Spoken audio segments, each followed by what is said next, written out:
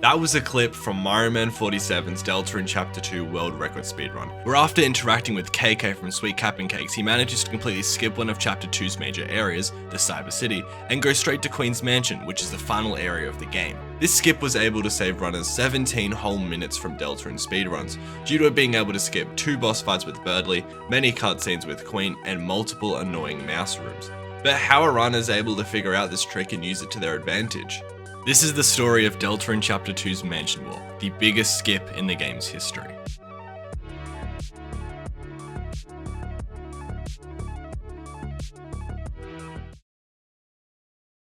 Deltarune Chapter 2 was released on the 17th of September 2021 and was instantly of note to speedrunners of Chapter 1. Many runners like Winterstorm, Shay, Samuel JH, and Nah immediately started running the game and were able to bring the time down from a start of 1 hour to 46 minutes over the 5 months the game had been released for, with the biggest time saves being through movement optimization and runners being able to skip the prologue. When I say minutes were saved, it may not sound like much, but minutes are extremely important in a competitive racing, because even just a single second could separate you from first or second place, so every second of saved time counts. However, there was still no huge skip to be found like something you would see in other games, but something big was about to happen. So, this happened. Posted in the Underminers Discord server, a server for Undertale and Deltarune modding, was a photo from the cyber field where Blaze Maze, the creator of the Bits and Pieces mod, had found a way for 2 dialogue boxes to overlap each other. This was a huge discovery because of the implication of what was happening, being able to move in between text boxes appearing and perform another trick called overflowing. Overflowing is when you have a text box open and are able to move, which is normally impossible within the game. For those who aren't aware about this cutscene, you go up to an NPC named KK, they ask you if you'd like to buy a bagel, and an option is there for 400 bagels. When you buy the 400 bagels, you are crushed instantly by the amount of weight that is put on you.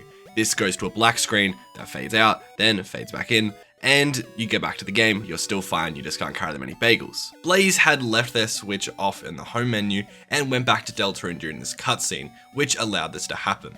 When going to the home menu on a console version of Deltarune, like on the Nintendo Switch, the game deactivates and reactivates objects in order to make sure the player can't do anything while it's in this paused state.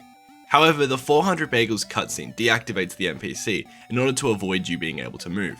But if you're in that cutscene and you let the game enter the paused state by going into that home menu on the Switch, the NPC gets reactivated and you're able to get movement. This is on the console versions of Deltarune only because on PC there's no home button to easily deactivate and reactivate objects. Immediately runner Collinator27 started to see what could be done with this, and many other members in the Underminers Discord server started to take note. But that's only one half of the story. In a Deltarune Speedrunners Discord server, Collinator had spread the news. Through some experimentation, Collinator had found that depending on what object you were looking at, you could get the egg, talk to Sans, and even freeze the game with Noel.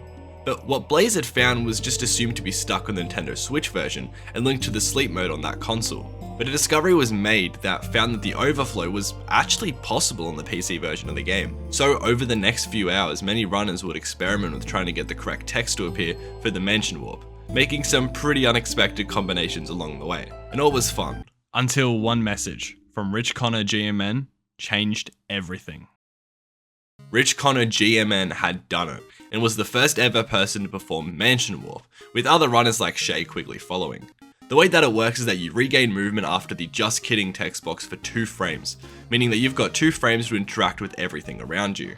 When you interact with the door, the lonely door frame dialogue plays and you'll overflow again and be able to move. You then interact with KK to get his choices, which is what these options are generally referred to as, and then interact with the door again. The choicer from the door will replace KK's because they share the same variable because they're both choices. All of the choices in the game are actually in the same script, and the only thing that changes between different choices is the object that they interacted with. Previously, this was KK, which meant the choicer would be the amount of bagels, but because we interact with the door and had a choicer on screen, the game lets us choose between where we want to warp. And for speedrunners, this choice was obvious: the mansion. Runners found that this trick was able to save nearly 20 full minutes of a speedrun, which was a third of the length of runs at that time, with the first run utilizing this trick being a 29:24 by the Magic D.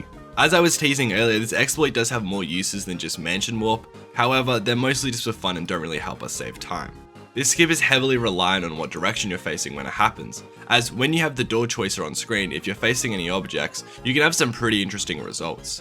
If you face the door, the game loads the choicer from the annoying mouse room from the Snowgrave route, and since the mouse room doesn't exist, the game freezes. This is called Noelle anti-cheat in the community for what I can assume is because she stops you from cheating. If you face KK, then some crazy stuff happens.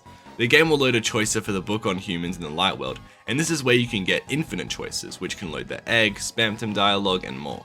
The way that this works is because of a variable called MSC.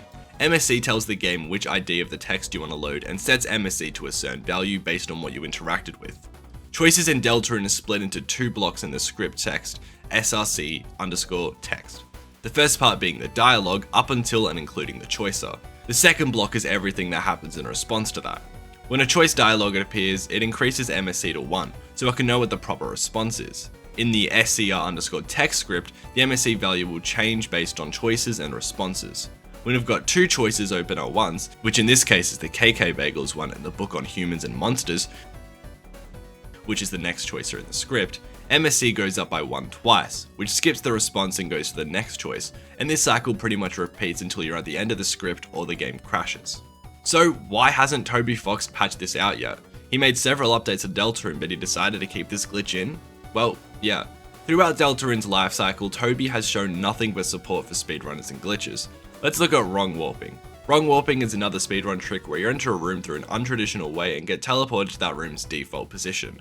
This may not be the place where you entered from, but rather like the center of that area. Toby found out about wrong warping and addressed it in an update where instead of flat out patching it, he kept it in for speedrunners by making it only activate while holding down X+C on the keyboard. Considering that mansion warp is incredibly important for glitch speedruns of chapter 2, and it is pretty difficult for a regular player to pull off, unlike wrong warping, which you would just walk into a level transition and quickly walk out while in a wrong warped state, which you just reload your save to enter it. So Toby put it behind a keybind but still let runners use it, so I doubt he'd ever patch mansion warp because of how difficult it is to pull off in the first place. That was the story behind Mansion Warp, a Deltarune skip that was found on complete accident and performed during Rich Connor GMM's online math class. Yes, that's right, she literally told the chat she was busy in order to do this, and it ended up being one of the most impactful skips in Undertale and Deltarune speedrunning history. I want to give a massive shout out to Ners, Rich Connor GMN, and Collinator27. I spoke to them while researching this video and it helped my smooth brain understand these concepts and were even nice enough to review the script to make sure I didn't say anything wrong or mislead people. Thanks for watching, I hope you enjoyed, and please subscribe for more Deltarune videos, but also check out the runners.